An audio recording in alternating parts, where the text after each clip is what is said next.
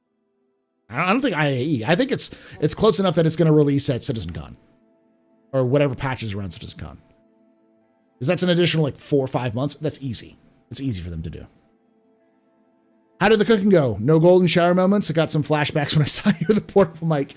No golden shower moments. Yeah, modular for the different medbed options is what it is. That's what it needs.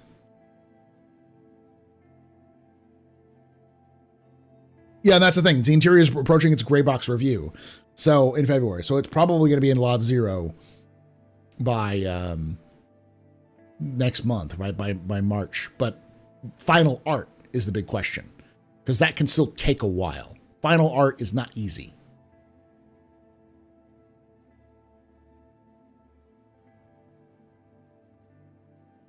The Retaliators. Too many are Aegis ships.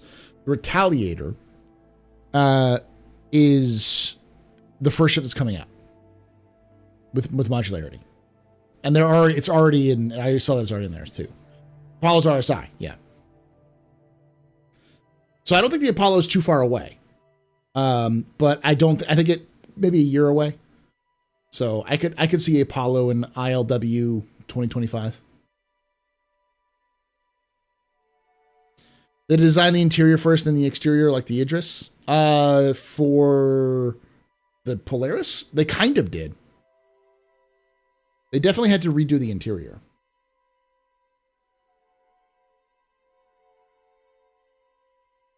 Didn't they say 2 ship variants ready for release, and it wasn't the Apollo already gray box already?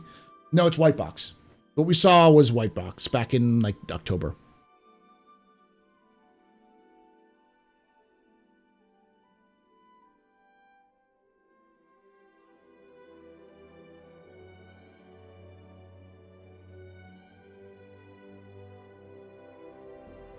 Hat prints all over my desk.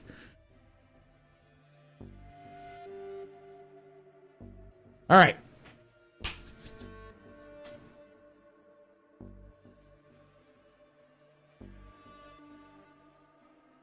We've been streaming for 2.5 hours. Y'all ready for some monthly reports and roadmap roundup? Do you think we could have an ambulance version of the Zeus? Maybe. Hey, Kinja.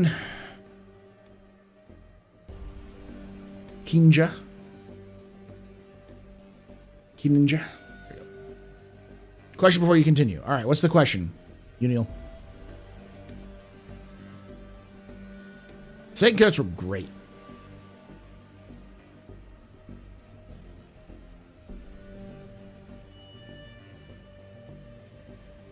Yeah, I wouldn't be surprised if the Galaxy came out with its modules with like the medical modules before the fucking before the fucking Polaris or the fucking Apollo does. There'll be so many tiers.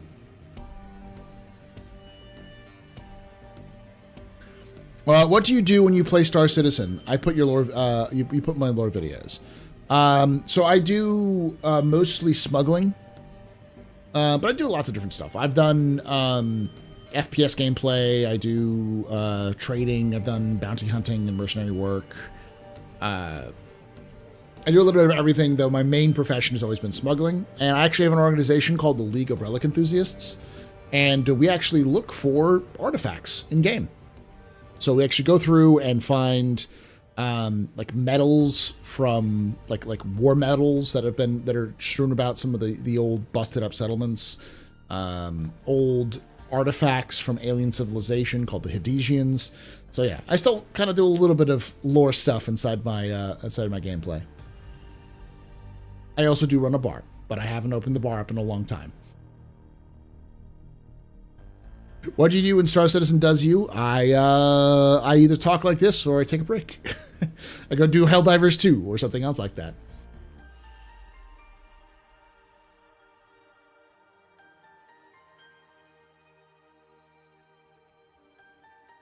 It's more interesting to Star Citizen right now. It can be.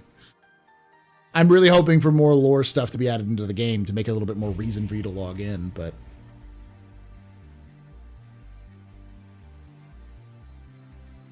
All right. Let's get started.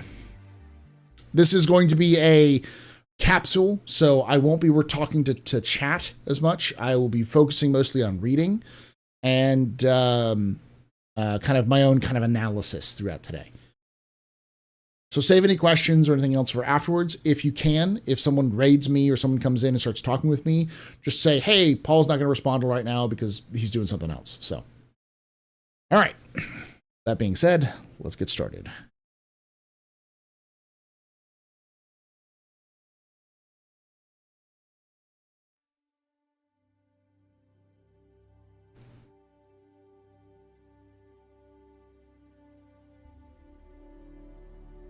Hello and welcome to another Office Hours.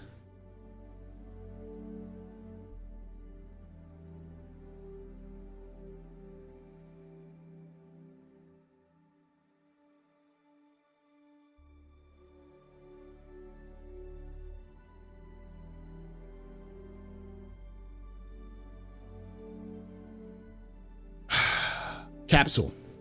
That's right. Capsule. This is a small section of my Office Hours live stream that we talk about Star Citizen lore, news, and more. So come join us live at twitch.tv/TheAstroPub, youtube.com/TheAstroPubLive. Thursdays at 8 p.m. Eastern and 5 p.m. Pacific. Love to have you join chat here. They're going to lie to you and tell you this is pre-recorded because they always do. Yeah, we talk a lot about Star Citizen, so I'd love to have you come in. Right now, we're going to look at two things. We're going to be looking at the roadmap roundup that happened recently and the monthly report for February for Star Citizen. So if you've been enjoying these videos, if you've been watching these in the past, make sure you hit that follow button, hit the like the video, and subscribe for more content. There's, screw that up, live content. Follow button on Twitch, obviously, but like the video, subscribe for more content, and hit the bell icon to be notified when these release. And before we get into this too much, I do want to mention that this is not a summary. You can probably tell by the length of this video that this isn't a summary. I read through the entire monthly report, so grab something to drink, grab a snack, or if you're listening to this at work, don't worry, your boss isn't paying attention to you, Bill. You're good. Just relax, listen to my dulcet tones, and let's get started with the February monthly report for Star Citizen and the March 6th update for the Roadmap Roundup. Starting with Roadmap Roundup.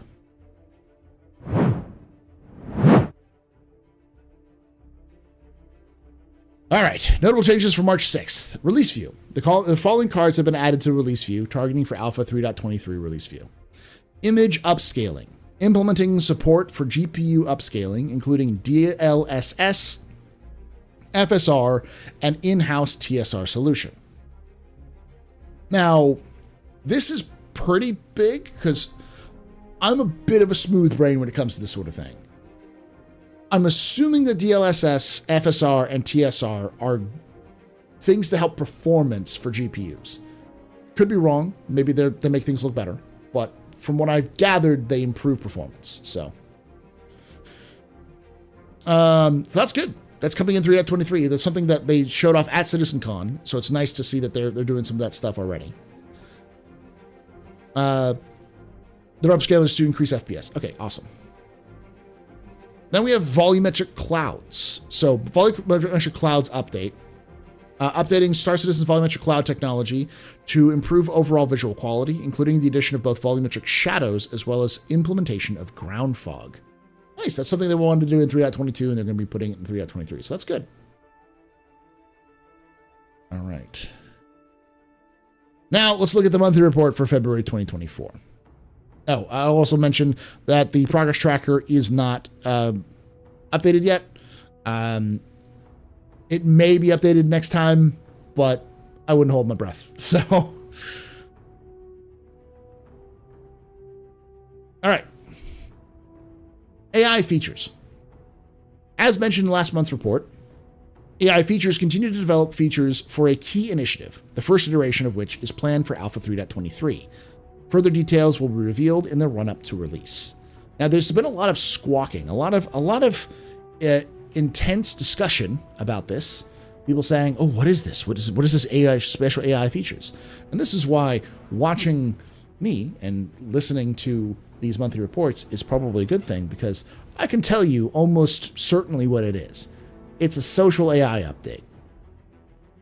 Because in the months leading up to them being quiet about the social AI stuff, they started mentioning this, because like last month they did talk about this new initiative. It was an iteration, and this come in 3.23, and they're going to be very cheeky and quiet about it. But the month before that, they were talking about social AI. Social AI with AIs talking to each other, or being more interactive with the player or the environment around them. Almost certainly that is what they're doing. Something around social AI. And it may be tied to an event like ILW or something like that. So who knows? AI tech. During February, AI tech focused on a variety of improvements alongside feature work, including for the navigation system. The main focus of this was on extending the planetary navigation mesh to be able to generate across the whole planet. Due to a limitation of initial implementation, it currently has a latitude limit at which navigation tiles can be created. However, with the new approach, the nav mesh can be generated anywhere on the planet following the physics terrain patches. The devs are currently improving the tile border simplification step to make sure all nav mesh tiles connect correctly with each other. So they've mentioned this specifically, which is as you get closer to the equator, the AIs get confused. And that's why they weren't able to implement the ground navigation mesh the way that they wanted to allow for AI to move around more. And it may be the reason why you see AI just sort of stand there underground if you go to like a base or something like that, because they just may literally not know what to do because it's that navigation mesh. So if you're wondering why they showed off all this tech about them wandering around on the surface, why aren't they wandering around the surface? And it's like because of this. But it's not something they've talked a lot about. So, for NPCs using trolleys, focus was on the exact positioning of trolleys in the environment. Now, an NPC can correctly push a trolley to a location with an arbitrary orientation. The team also improved transit and elevator usage while pushing trolleys, so the overall flow is more robust and fluid. Something they've been talking a lot about on. Spaceship behaviors were also iterated on to deliver better ship to versus turret combat. Fighters will now correctly target standalone turrets and perform appropriate combat maneuvers or behaviors. Numerous updates have been added to the Apollo tool, such as improved feedback for errors in missions. For example, the overall box that represents a function turns red when the logic contains errors. The team also increased usability when navigating between mission callbacks, allowing for the designers to jump to the appropriate logic from multiple elements of the interface. A new UI for Subsumption tool is underway too. Okay. AI tech continued to support PE release, while an important upcoming feature continued development, which can be experienced in Alpha 3.23. Very cryptic, very cryptic. Watch it be something like the baristas again. the coffee vendors again. Surprise!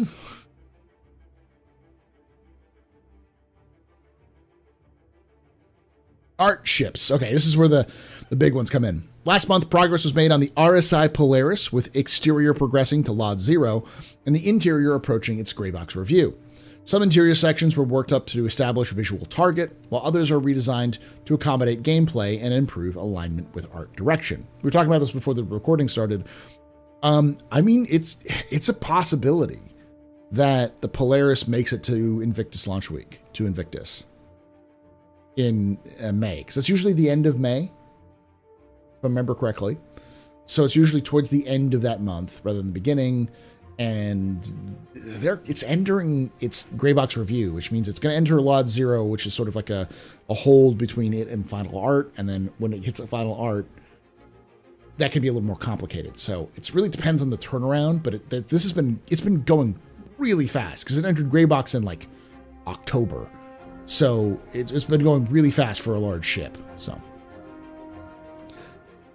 2 upcoming variants progressed through the pipeline. One continued its LOD 0 pass, the other continued its LOD 0 gate review.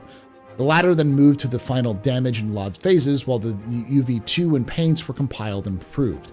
Variants for what, though? two of them is interesting too.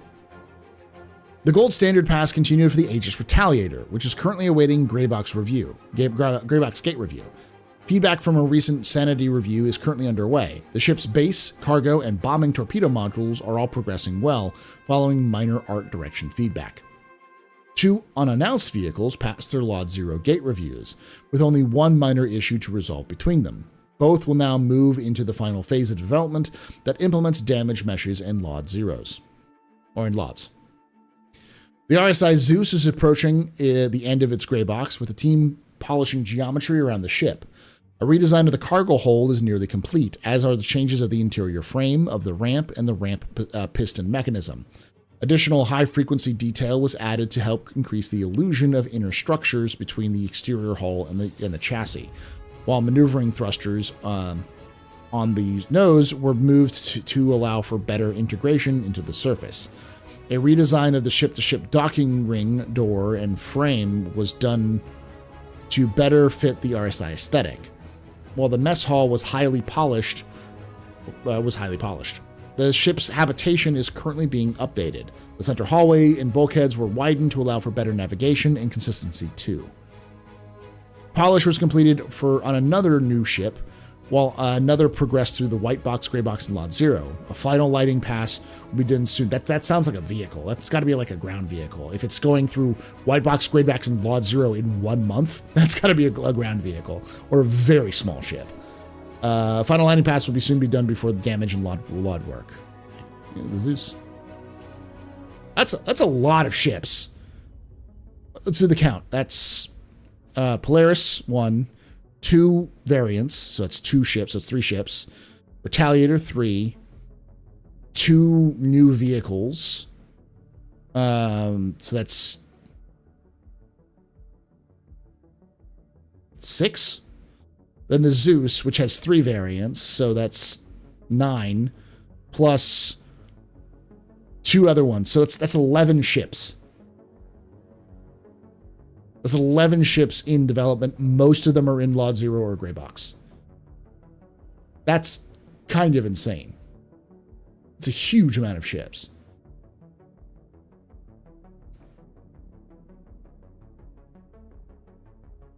Art weapons. Weapon art worked through the host of updates planned for Alpha 3.23, including scope magnification and optics improvements. The aim is to overhaul the whole scope system to bring it up to modern FPS standards. The existing iron sights across all weapons were updated too. Alongside this, updates were made to improve and streamline reloading across all weapons. We kind of saw that with the ISC this week. So, community. The community team supported 2 major events in February, the Red Festival and Core More. The latter is with the first date in the verse screenshot contests and a guide to enjoying activities together. Hundreds of pictures and videos were taken by the community during the events, available to view on the community hub. The team supported various community events. Congratulations to everyone in the French-speaking community who participated in the Destination Cache event. I'm probably butchering that. The puzzles were particularly well thought out, putting together each of the 4 teams to the test. A pirate team nearly captured a participant, and the security teams had their share of fun as well. We hope that everyone who enjoyed the participating or watching their events, their favorites on Twitch. We also want to bow to everyone who fought in the recent Verse at War 2 edition, our 2nd edition. We love seeing everyone fighting for their teams in early February. March is quickly coming, and we're eager to follow the action in the next Crux Cup from Enzia Racing. Ready, set, go. Community team. Crux Cup's awesome.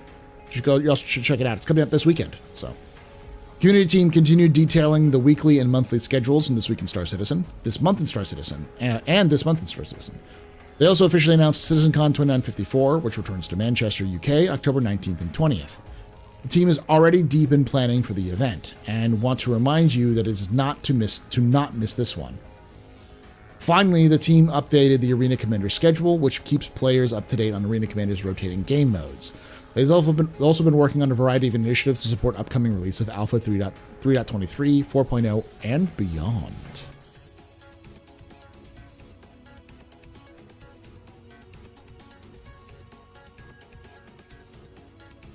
Core gameplay. February saw the core gameplay pillar continuing to refine and improve the new backpack reloading ahead of QA testing. For example, magazines are now repacked in players' inventories, so multiple half-empty mags are condensed into fewer full ones. Support continued for the ongoing scope updates, including correctly folding down iron sights when sights are attached. Support for blur on the outside of the sights is currently underway. The team also enabled the weapon customization UI to look more holographic instead of UI styling. So that's I was seeing that there's some kerfluffle about how when you look down the sights, it's like the you can still see the sides, like it doesn't like just look down the sights. And I was like, well, just add blur to the outside, and that's the secret for that sort of thing. So it looks like you're looking through the sights, and yeah, I think that's what they're gonna do. That makes sense. It's fine. It also forces you to focus on the scope, which is nice. For item wear and misfire, further work was completed on the accumulator system. Additional tools were implemented to make working and testing the system easier too. For player interaction, this is the core gameplay, right? So I forgot to mention the core gameplay team is the combination of like 8 other teams. So one of the things that you'll notice is if you've not been following the changes to the team structure, CIG has essentially reworked everything into new teams.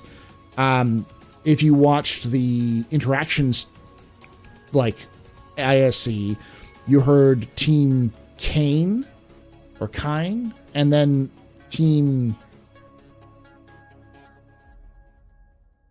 Chad, I can't remember what it is. There's a new team that was for the FPS stuff.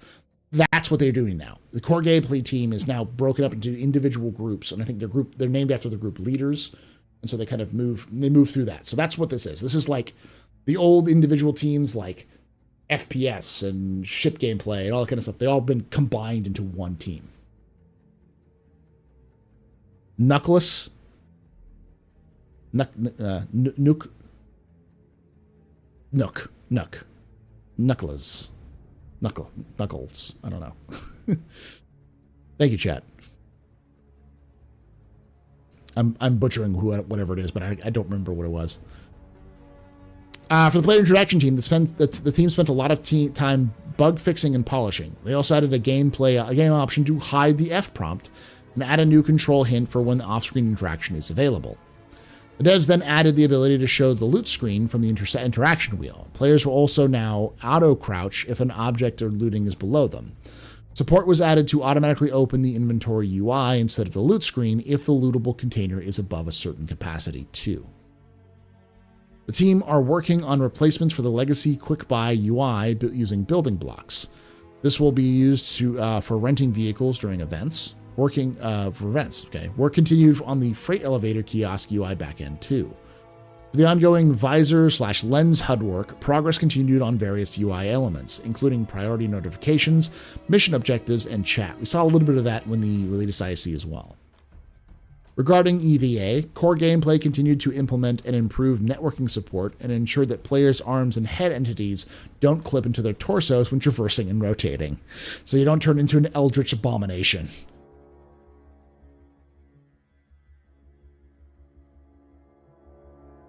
For prone players will now be forced out when they perform actions that require them to crouch, such as melee attacks. Further locomotion improvements were made in collaboration with Animation Team 2. For master modes, core gameplay continued working on the design to tune archetypes. They also so far have completed around 90% of the initial conversion, with further tuning passes and refinement to be done before release.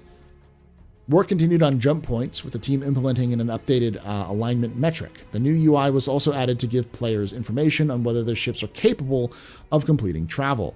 Successful tests transitioning between Stanton and Pyro across 2 separate servers were completed too. So yeah, they already have internal working server meshing. For resource network and engineering, heat gameplay was added, which enables items to generate heat based on their usage. Items will require coolant if necessary and will overheat and degrade in functionality if not addressed. That's another interesting thing to add to the FPS gameplay. They could probably add that to laser weapons or energy weapons. So very interesting. Life support is now fully integrated into the resource network, with life support generator and tank now functional. Improved debugging tools were added for the room system to help better understand how the resource network and life support interoperate.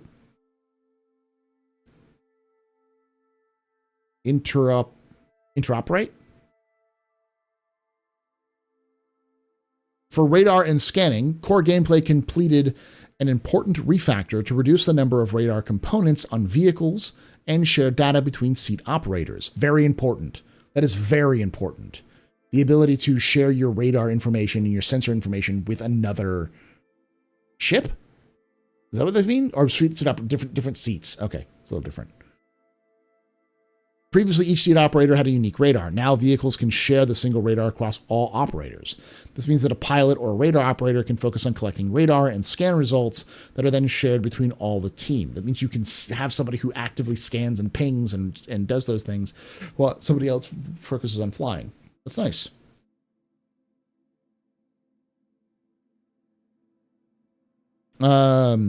This means that a pilot and a radar operator can focus on collecting the radar and scan results that are then shared between all vehicle turrets rather than each turret needing to scan for themselves. While it's still possible for vehicles to contain multiple radars, in time, the team will merge the majority into a single shared unit, which will not only improve performance, but gameplay too. The team also supported elevators for the upcoming instance hangars and supported quantum travel and markers working alongside server meshing when transitioning into a new solar system.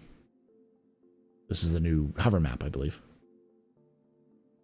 For Arena Commander, the team concluded engineering work for streaming. This technology will allow Arena Commander to utilize any persistent universe location with ease and avoid duplicating planets or other object containers, which was previously required to call expensive locations such as cities and space stations.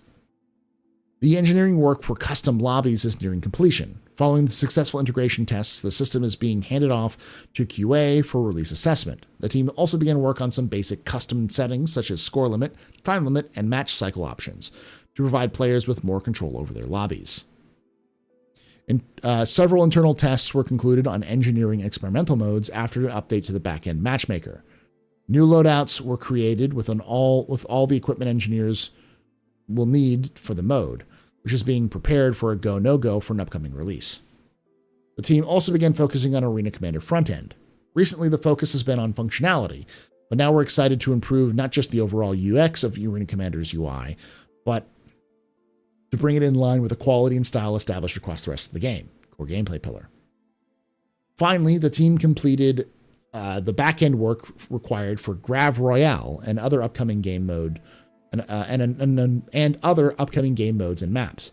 They also continued to enable streaming across all maps while supporting the release of Alpha 3.22.1 with several fixes and quality of life upgrade changes. Core gameplay continued working on an underlying mission system refactor ahead of server meshing. Further progress was made on mission perks and reward system 2. An update was made to the reputation-based hostility, ensuring that if someone is being attacked, any nearby allied security faction members will come to their defense. This also means that factions with negative reputation with the attacked players will not intervene. Oh, that's messed up. For those of you who don't know what that means, it means that if you're at a, like, say, a space station in Pyro, and there are multiple factions, Rough and Ready runs it, but they have, Xenothreats there and Headhunters are there. And you are not friends with the Headhunters, and the Headhunters start beating you up. But you're also not friends with Xenothreat. Xenothreat walks into the situation. They'll sit there, and they'll JoJo meme. they'll just kind of sit there and watch your butt get absolutely kicked. Maybe even joining in on the action. Just enjoying the scene. That's great. Contracts Manager was converted to building blocks. I'm just reading chat. Contracts Manager will be converted into building blocks in preparation for the new mobiGlas. Further polish and UX improvements are currently underway in collaboration with the UI team. I'm sorry, my brain's still going back to that. It's like, sounds like you got a problem, buddy. Good luck. Hope you're good. Hope everything's fine. Thoughts and prayers.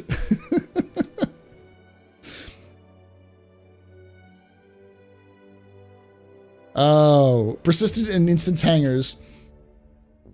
For persistent instance hangers, work began on instance interior system. This manages which hanger instance exists. Need to be created, and which physical gateways are used to transition between the instance and the rest of the game world. So like if you're in a hangar 2 and hangar 2 needs to get reused, your hangar 2 will disappear for everybody else, but someone landing will be able to land out at hangar 2 and it'll be their hangar 2 for now. So there'll be 2 hangar 2s in existence. And then if you need to leave that hangar 2 and the other ship is still in their hangar 2, calling it to leave, you can leave. And if that ship tries to call to leave a minute later or a second later than you do, it'll hold them until that transition happens. So your back just got hit twice. Yes.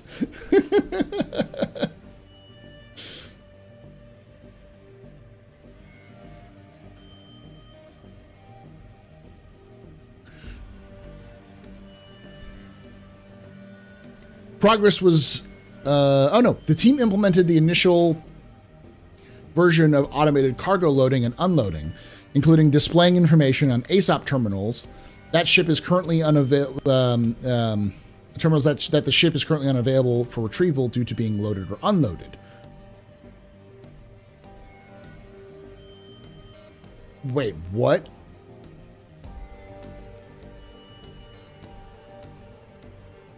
That's huge. So are they adding automated cargo loading for 3.23? So yeah, we know manual cargo loading exists, but they're also going to add automated cargo loading. You're going to have to probably like store it and then it'll be loaded in.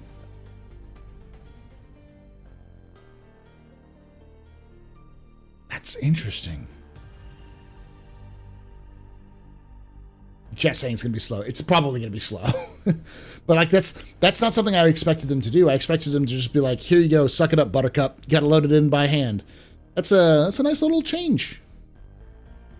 Progress was also made on the freight elevator and loading platform occlusion logic, which determines where items can be placed on the elevator or platform. Support was also given to locations team for marking up hangars with loading platforms and freight elevators. Finally, core gameplay.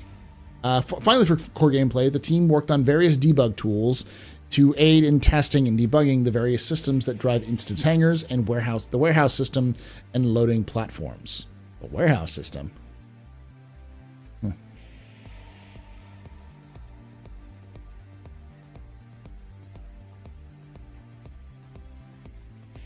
Economy. Last month, the economy team made changes to bring salvage mode more in line with the PU's other careers. Salvage is getting nerfed, y'all. 3.23 is about to take salvage to town. They're currently rebalancing commodities to improve the cargo career experience. Sell all of your salvage stocks. Invest in cargo. Support was also provided for the Xenothreat Global event, and the team began to work at FPS ammo prices. Oh god, they're going to increase the price of ammo, aren't they? It's now dirt cheap. Xenothreat Global event. That's the second time we've heard about a Xenothreat Global event. I'm interested to see what that goes. Graphics, VFX programming, and planet tech. So I don't know if we're going to get any more engine discussions here. So this is where I go, I am not an engineer. I do not know the will of the Omnissiah. I cannot turn rocks into replicators. And I am unable to memorize how things are built by Forerunner technology.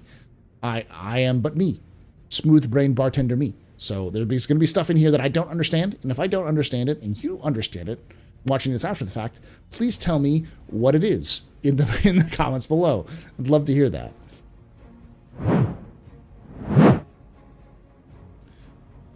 Throughout February, the graphics team progressed on their longer-term tasks. For example, the work is near completion on the unification of gas cloud and planet cloud upscaling, though challenges caused by animated lights in gas clouds need to be solved. The gas occlusion effect is also nearing completion, which will increase the detail of nearly all gas clouds, even in flat-lit scenarios. The team also resolved a long-standing issue that caused harsh line to appear when 600 meters from where the glass cloud blends with the near fog system.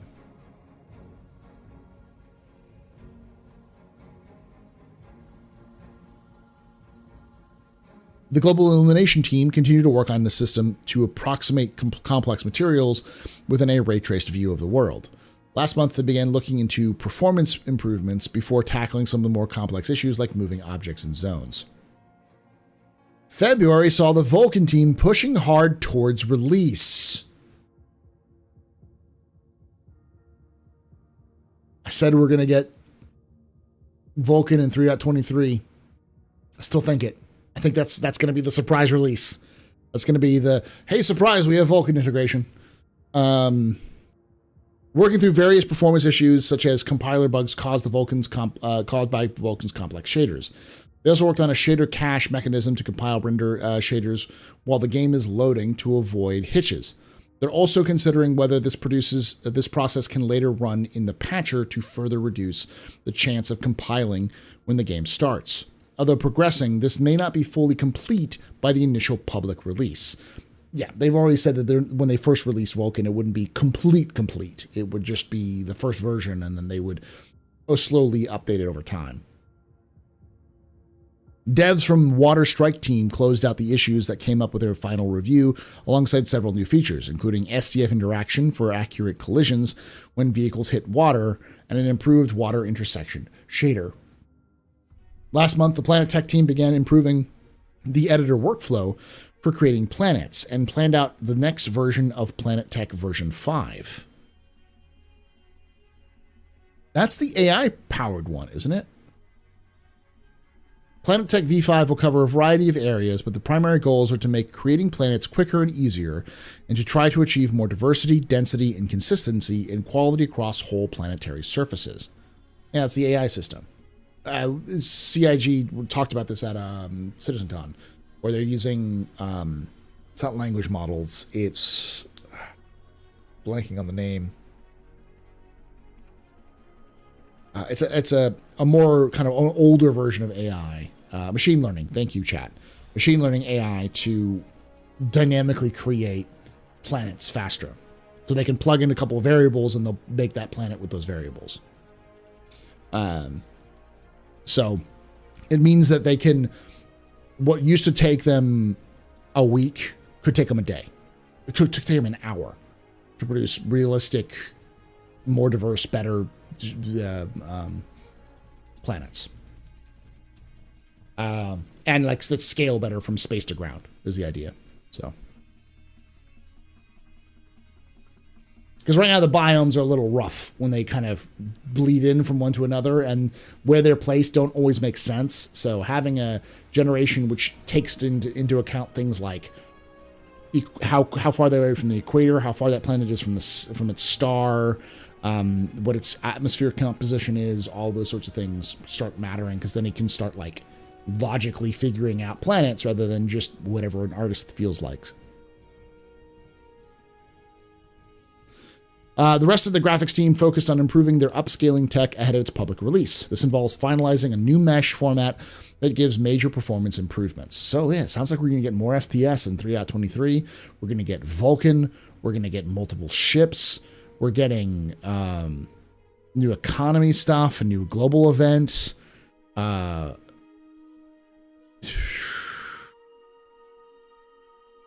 don't know. This is huge. This is beefy. This is massive. Engineer experimental modes, automated loading and unloading. Oof.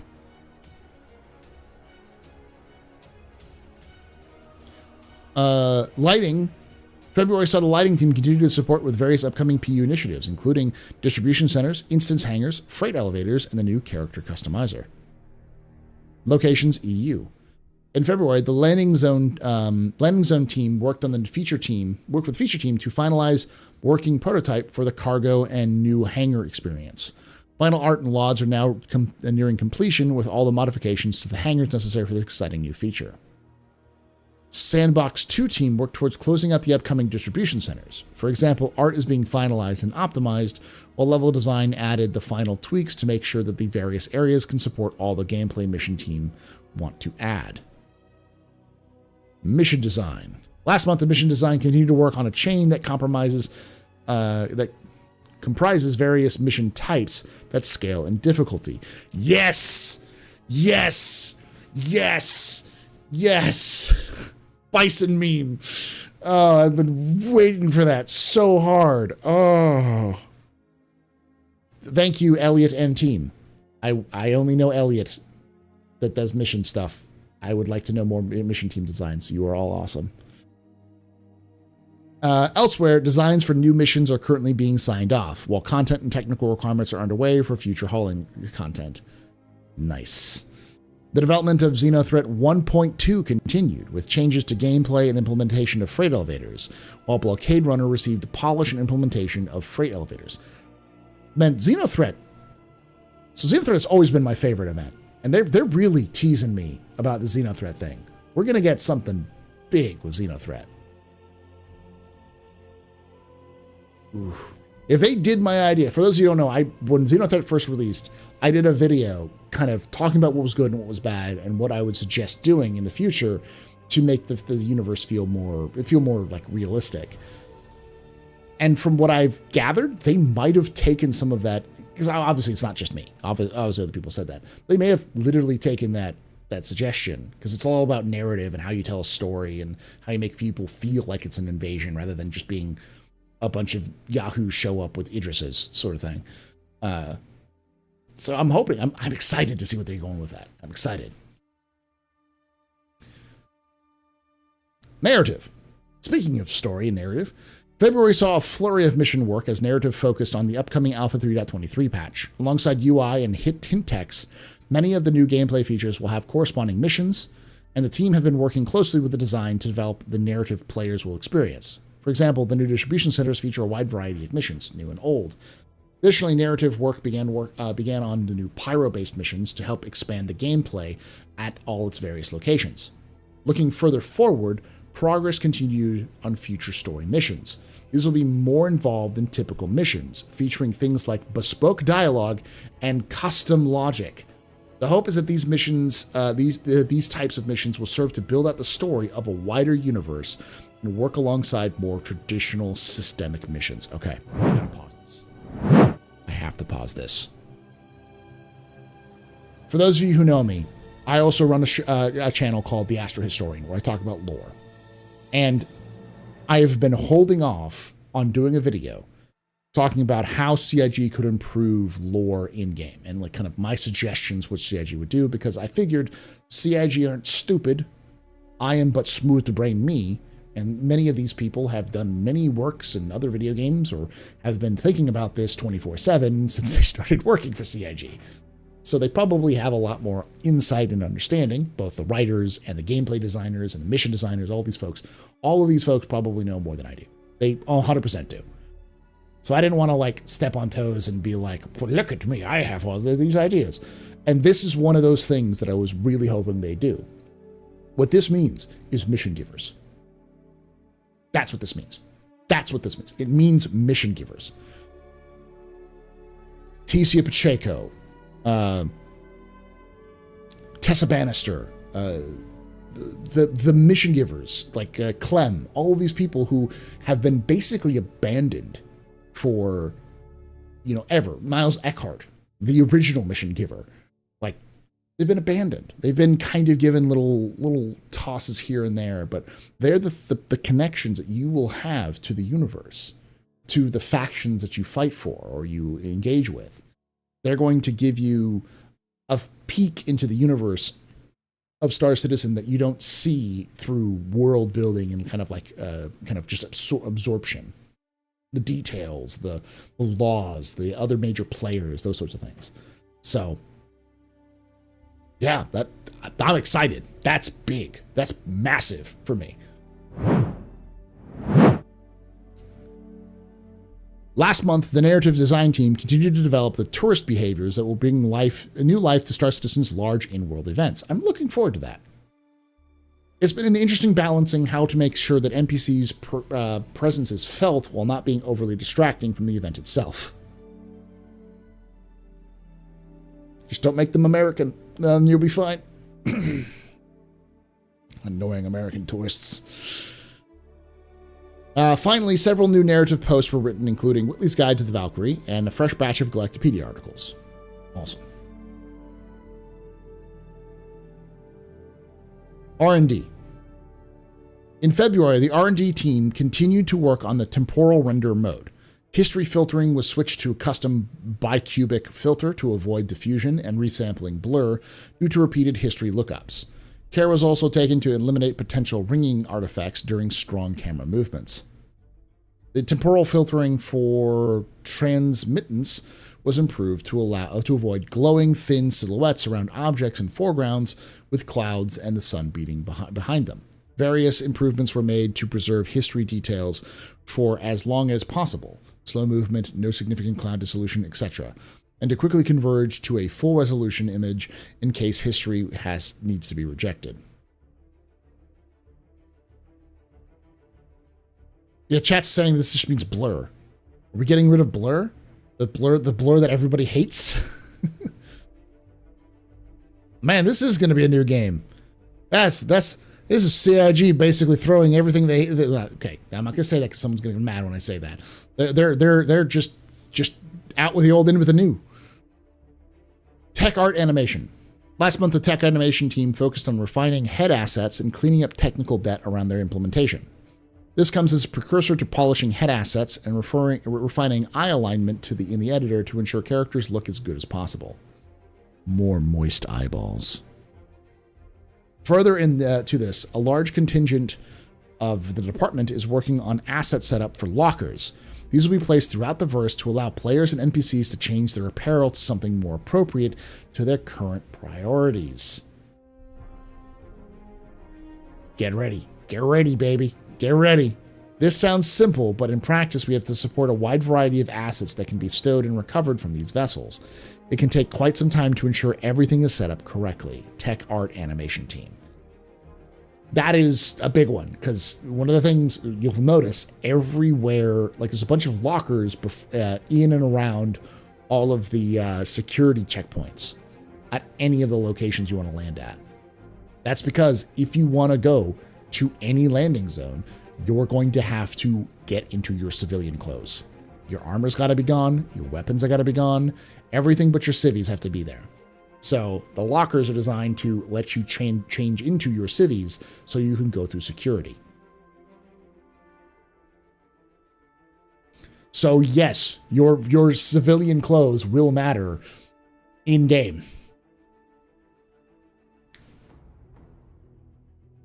The team also kicked off initiatives to ensure that health of the build remains stable and triage technical debt built up over the course of the project. VFX. Last month, the VFX team continued working on several upcoming locations, including freight elevators and distribution centers. They also investigated an issue with planetary ground storms where fog was coming up too thick when light winds arrived.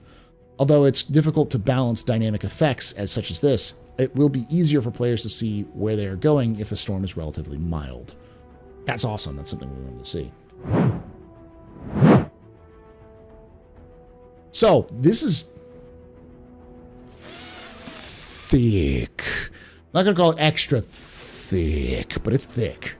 Lots of stuff for clouds, improvements to graphics. We know we're getting DLSS support and other sort of things to help improve performance for players. We're getting the removal of blur. or at least the changing of how blur functions in graphics. We're getting new head assets. We're getting a brand new kind of like the beginnings of the locker system for swapping out into your civilian gear out of armor. Narrative is doing bringing mission givers back. We know we've got new multi-stage missions, multi-level missions with different kind of changing details.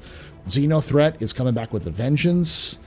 We've got all of the stuff for 3.23, like distribution centers and freight elevators being worked on, and the new Vulcan is being added. New planet tech is being worked on. The economy is balancing. They're nerfing salvage and buffing cargo. I can't even go through all of the stuff for the core gameplay, but let me see if I can just grab some quick updates. Contract manager being updated.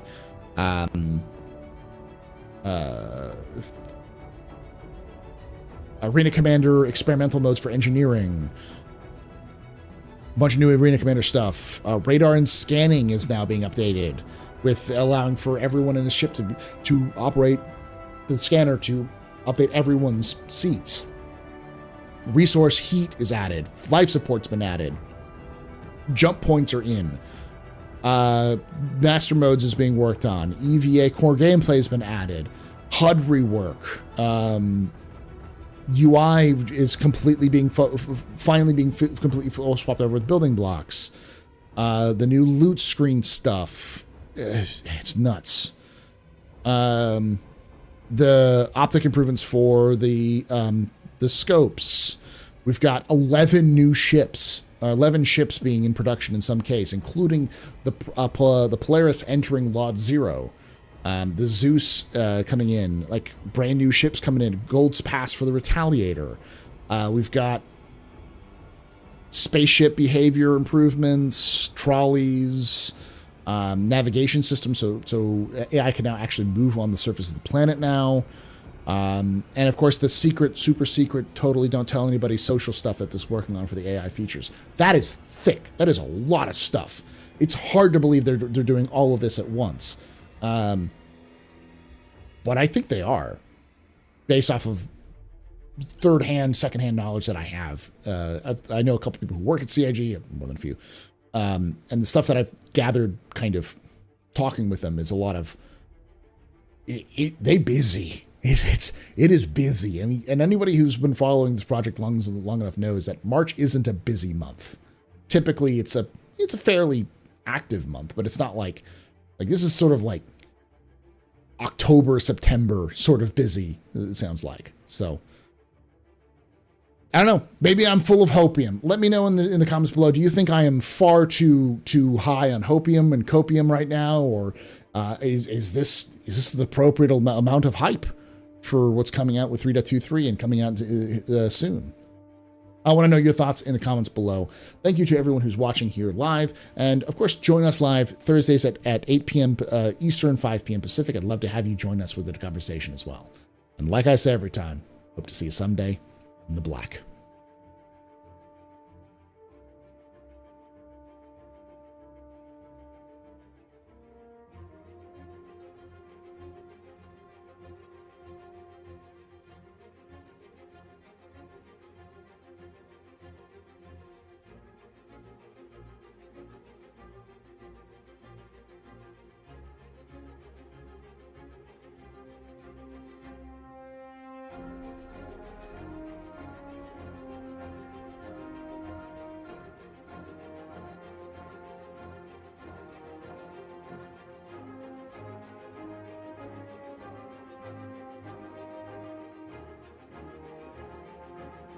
Jesus fucking Christ. I read a little bit of it and I was like, oh yeah, this is cool. A lot of ships. Like, fuck. That's CIG. Like, when now I understand why Chad McKinney was saying 1.0 so much. It's like, yeah, they fucking are. Like, their brain is set on, like, what is this game going to look like at release? Because they just are going. Because, like, when they showed off, like, the Planetech V5 at CitizenCon, it sounded like it was still experimental, that they were still kind of fooling around with it, but they didn't have a good idea. It was more of a prototype. That doesn't sound like a prototype anymore. That sounds like they're pushing ahead, like probably finishing it in the next quarter, maybe by the summer. That's a fast turnaround.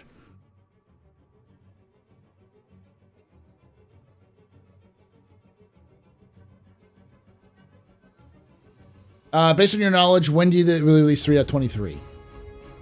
Late April, early May.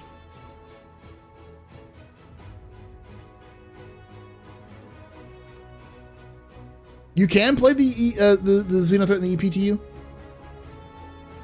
I thought EPTU was closed.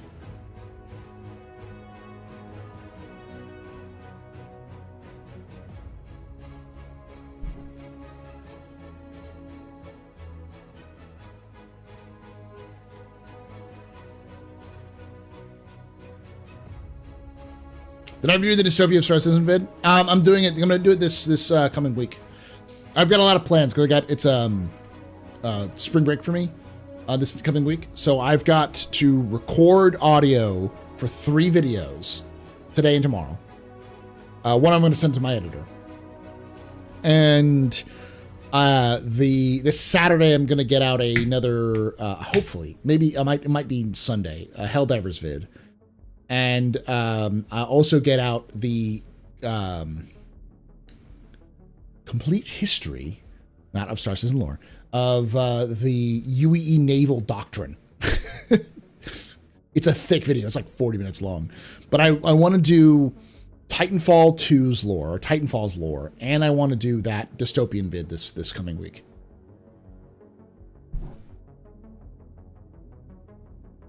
EPTU is closed. PTU now, for now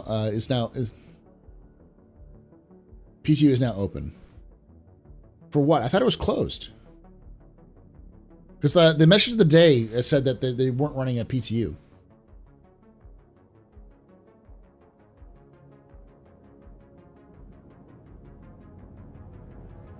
PTU is Evocati. Okay.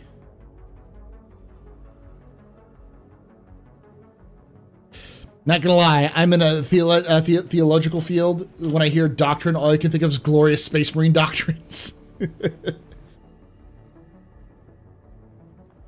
So, naval doctrine, as defined by DOJ's dictionary, Department of DOD's dictionary from 2007, I think, is defined as effectively what a government wants its fighting military force to do. The role of a military force based off of the demands of the politics of a government. And that's what I'm looking at. So, like, the different roles the Navy played over time, starting from the Unification Wars all the way up to modern day. It's 45 minutes long.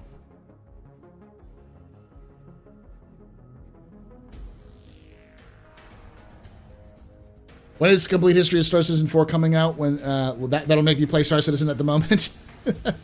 Won't make me play Star Citizen. Probably the end of this month. It's just, I'm at the point where it's just my editor needs to edit it. That's it. And then I might need to go through and do re-edits for my audio and stuff like that.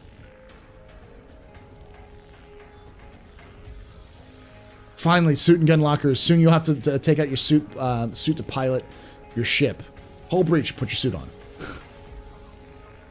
Yeah, there'll be some limitations. They'll definitely not be able to walk around in fucking heavy armor and operate things. There'll be requirements, like you won't be able to sit down unless you have just a suit on or light armor. There'll be some sort of like restrictions.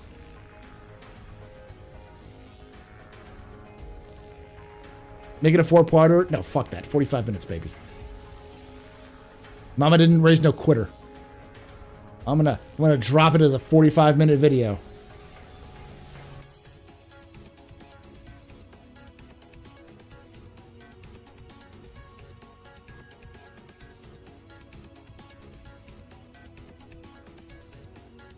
The PTU is Evo right now because I have no access, but EPTU is still available for now. Okay.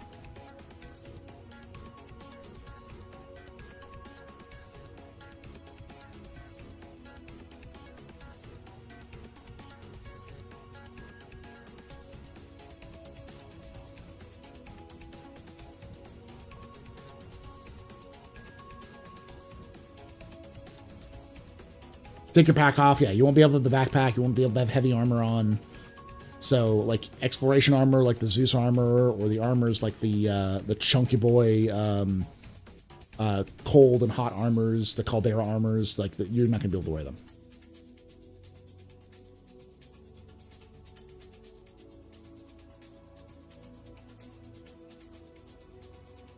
$45-minute limit.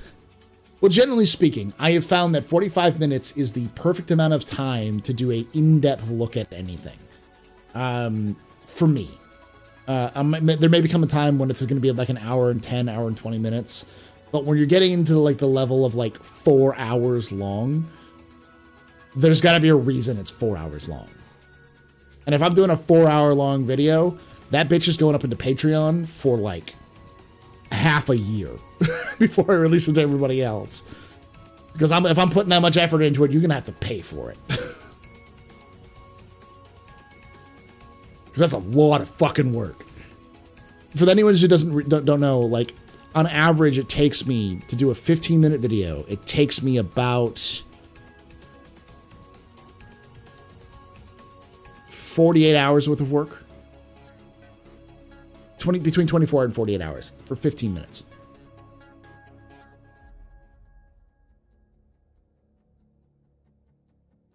And that's not like hours. It's like it takes me a legitimate like 40 plus hour work week to produce a video.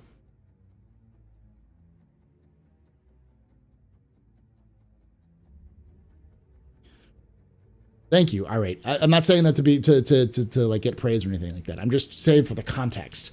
It's like that's why it takes me so long to do things. It takes my editor less time than me because my editor is their job is editor. I think Uri's job outside of working for me is also editor and stuff like that. So I think they're doing other work as well around the same thing, but.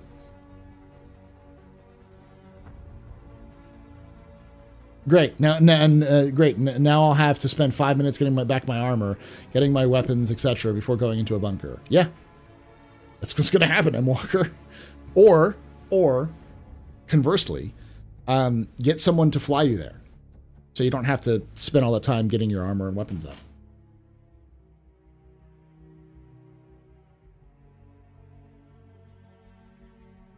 I like 45 minutes because it's about my length of my drive to school. Well, if you add in ads over 45 minutes, I understand why like 15 to 20 minutes and for 38 to about 48 minutes-ish are the sweet spots. And the reason why is because you add in ad time in those, you have that's what a full hour or 30-minute or hour-long episode of TV show is. Like 20 to 24 minutes is what typically like a 30-minute TV show is. Because you have to add in for ads and such.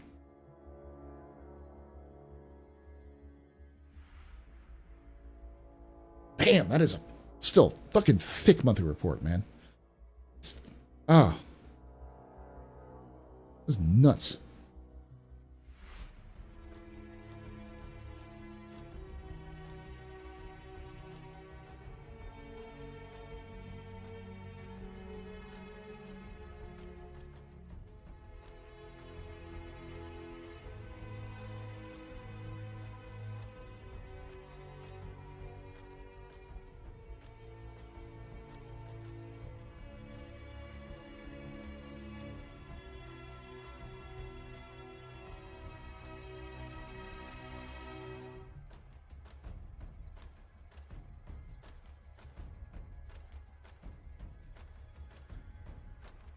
Well, I normally listen to this stream while driving home. Luckily, no school tonight. Glad to hear that.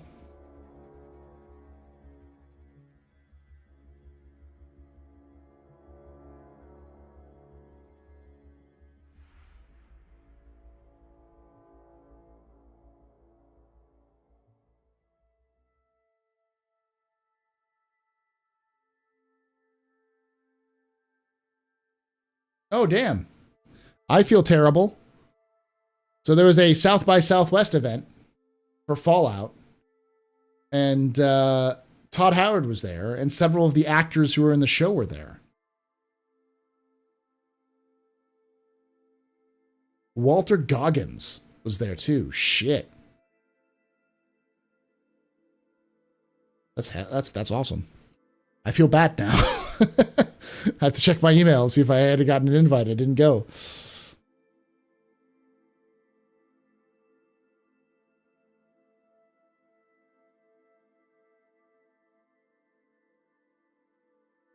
Yeah, I mean, that if you haven't seen the Fallout, the latest Fallout trailer,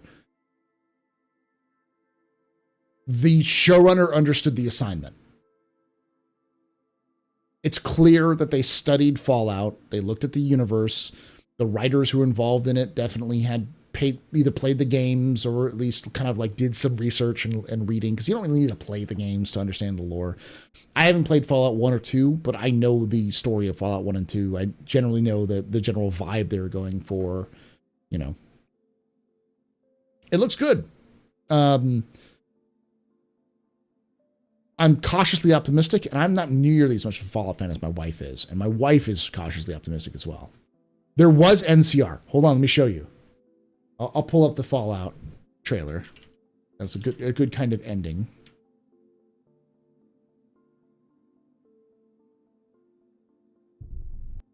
Okay. There is a snippet of NCR. We'll watch it together and I'll explain a little bit. So, I know this is Star Citizen, but right there, baby. NCR, baby. NCR versus Brotherhood.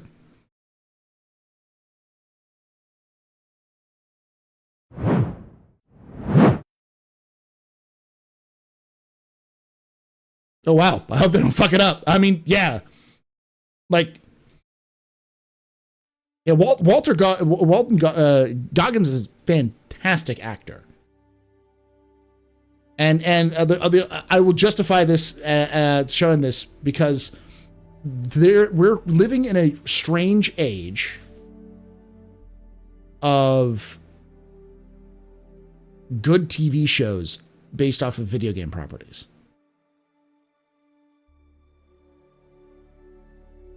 Sonic is pretty good. The Sonic movies have been pretty good.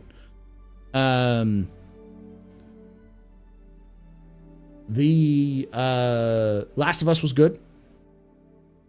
Mario was pretty good. Prime, where your membership now includes ads and no Dolby Atmos support unless you pay for even more for it. Yeah. Arcane was good. Yeah, not Halo. Halo is, we don't talk about that one. We did, and I didn't like it. Witcher was pretty good. The Witcher was more about the books and stuff like that, so. I do not watch TV shows, but that'll be watching that. I love Fallout. Yeah, I can imagine that.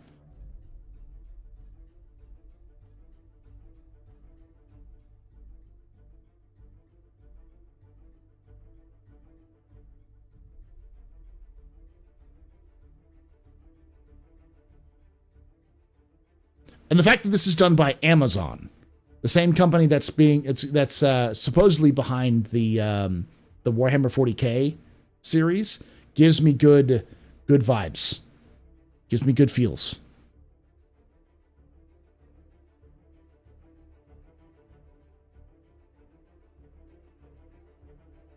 No, because I also watched The Boys, and The Boys is a fantastic adaptation of the work.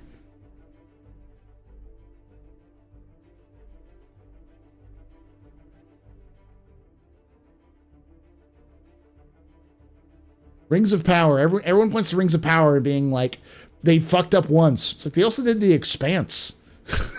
Like, The Expanse is fine. I think the later seasons sort of fell off a little bit, but they weren't bad. Invincible is pretty good. They did the later seasons. Technically, yeah, but they also picked it up. So they didn't mess with it, with the formula as much. They gave them a lot more money.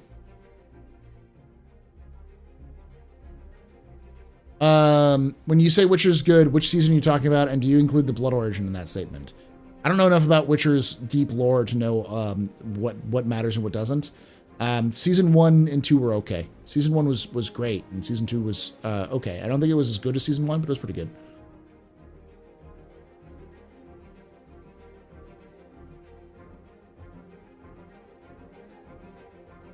if you read the comic books for the boys, it's kind of boring.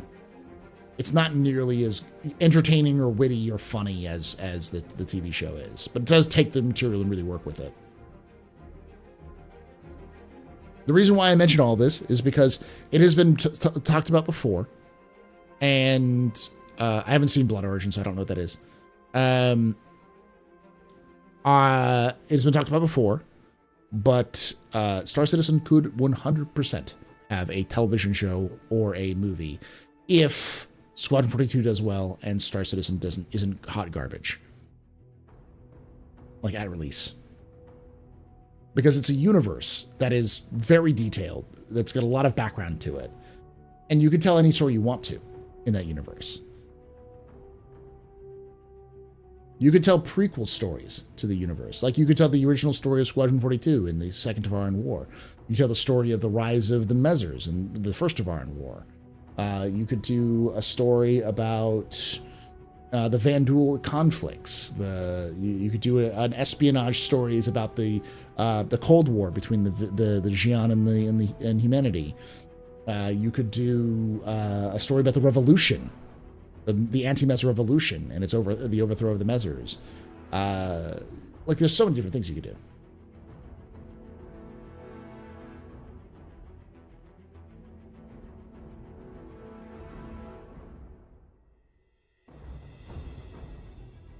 There's no reason to do a pitch for it until Squadron is out and is successful. If it's not successful, no one will care about a Squadron 42, origin story or anything like that.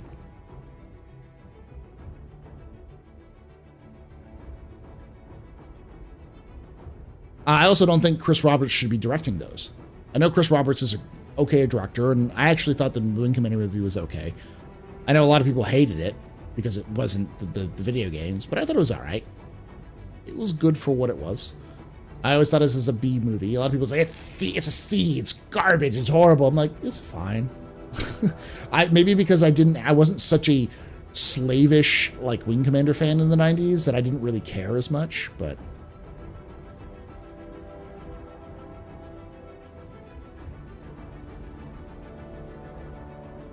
But I think if Chris Roberts found is it MST3K worthy? No, it's not that bad. It's schlock. It is action schlock to the max, baby.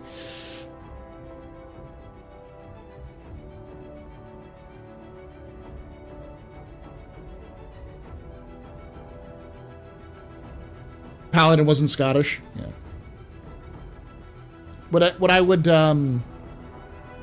I would hope for is CIG finding a talented young up and coming director, somebody somebody who has some experience behind their belt, that is looking to run a show and understands the material and understands the narrative and has a vision for that, and they sticks to it. That will be the thing.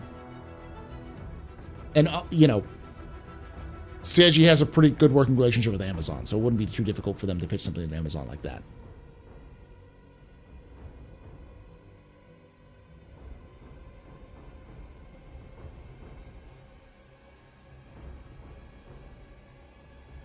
MS33K, it's an American reference. Mystery Science Theater 3000.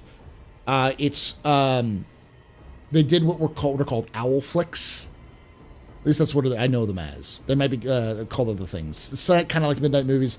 The idea is you watch a movie that's so bad that you make fun of it. You go to a theater and everyone watches a movie, and most of the humor is that you're watching a terrible movie, that you just sort of throw out quips and one-liners at the movie about how terrible it is, and everyone laughs and kind of jokes along. They did that in person, or did that as a TV show, where they had characters who were forced to watch bad movies and they made jokes about it.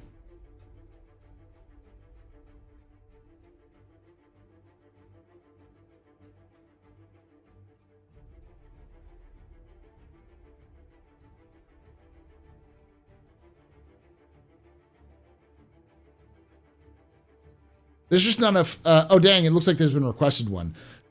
It's not enough. There's not enough. It's not bad enough. It's cohesive, and at its worst, it's boring. But there's no, awful writing. There's some weird, emotional peaks and valleys, which are cliche, but nothing's terrible. Yeah, I know Red Letter Media, but I don't think Red Letter Media cares enough about Wing Commander to do anything like that. Rift Track is the old, yeah. I think it's still been around for a little bit longer. MST3K is actually older than Rift Tracks. I think Rift Tracks came after MST3K, but it might be run by the same people. It was originally from Milwaukee or Detroit. It was like a local cable access show that kind of eventually went syndicated.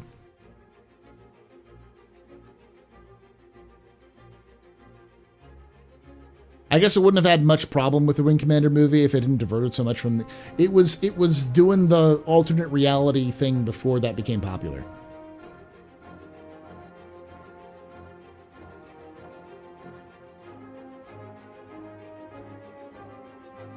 Walter Goggins as a fucking ghoul, though. This is sick in my brain. Was it Milwaukee?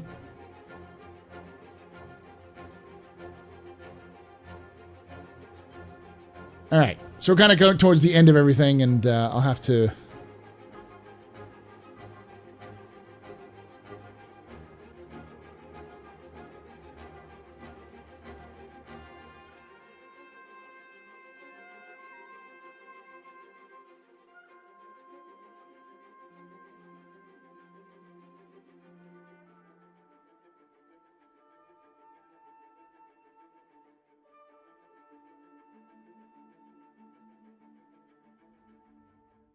So I'm seeing some stuff here.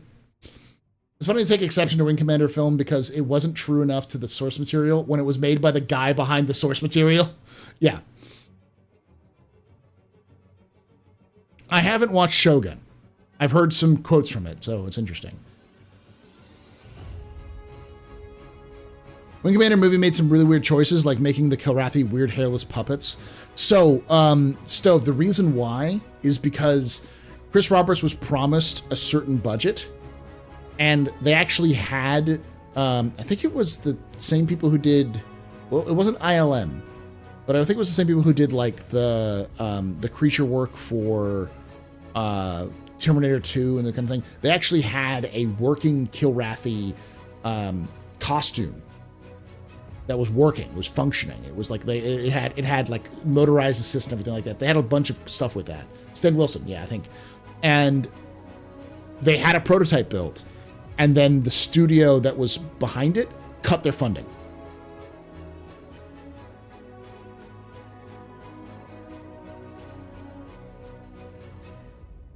So they completely cut out, like they knocked the knees out from underneath Chris. And Chris didn't know what the fuck what was going on, and so he had to kind of act on his feet and work with what he had.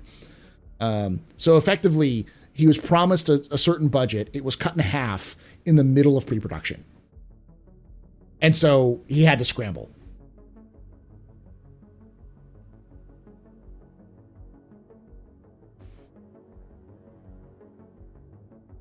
There's some story behind it. I've heard Chris talk about it.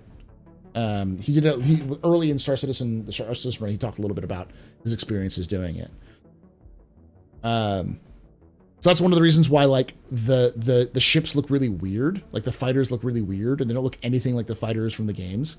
Because they had to use old cockpits from an actual former fighter jet that was made in the UK that they could get for cheap, and then they just kind of greebled the shit out of it.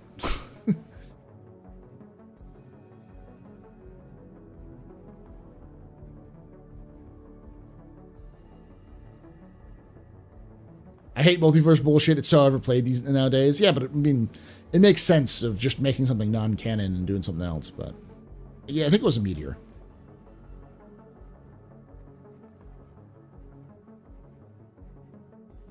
There was at one point an image or videos of the suit that we're going to use for the Kilrathi. The Gloucester meteor, yeah.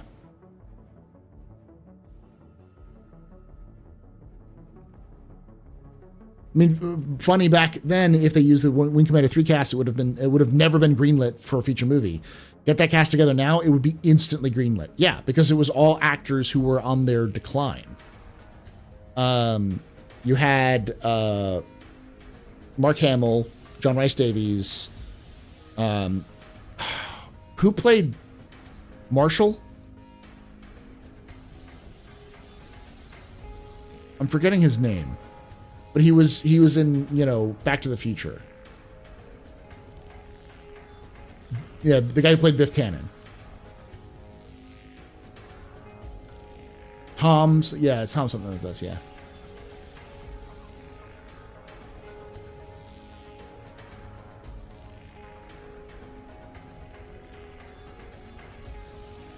Hey, Paul, I heard jump points will be in working. Yeah, in Friday, but it's only going to be in a Eva Cotty PTU test. Oh yeah, Francois Chow was from The Expanse was there too. Yeah. Thomas F. Wilson. Yeah. So there's a lot of like celebrities who were sort of on the edge or kind of on the end, but yeah. Yes, you can play the Wing Commander games on GOG. They actually use a DOS wrapper of some kind. You have to play it through their like DOS system, but it does work.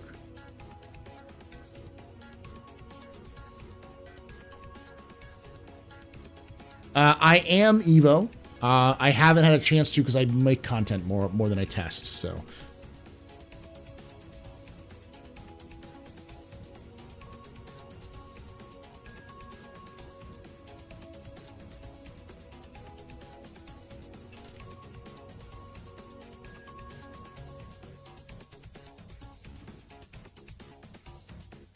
DOSBox. Thank you, Allison R.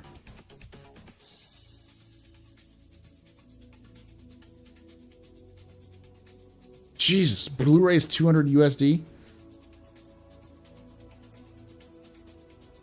Anywho, I also didn't get a chance to thank Becky on Blast for rating an hour ago. Y'all literally came in right as I was starting the office hours, the monthly report, and I don't respond to chat when I do the monthly report because it's for a YouTube video. So I am not testing it currently. I won't be testing it tomorrow either because I'll be playing Helljumpers. So. But apparently it's not going to be this Friday. It's going to be this Friday, Saturday, and Sunday. So I might try it on Saturday because it's going to be going for the entire weekend. You bought Wing Commander on Vudu for $5? Yeah, but that's different from the Blu-ray DVD kind of hard copy.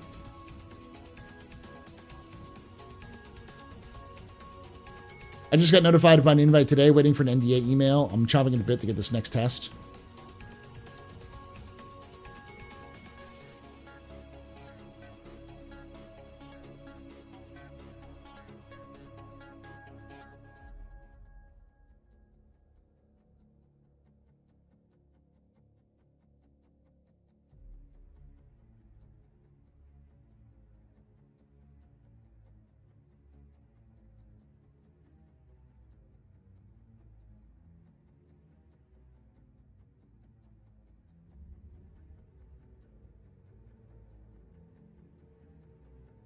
All right, y'all. We're almost at 4 hours. I'm going to be streaming and playing Helldivers tomorrow, so. Almost up to 4 hours, so I'm going to call it a night. Thank you so much for hanging out with us here tonight at the AstroPub. If you did enjoy this, please hit that follow button or that subscribe button on YouTube. I'd love to have you here hanging out. We'll be doing some more content tomorrow with Helldivers, and then Saturday I will be off because it is Bar Citizen.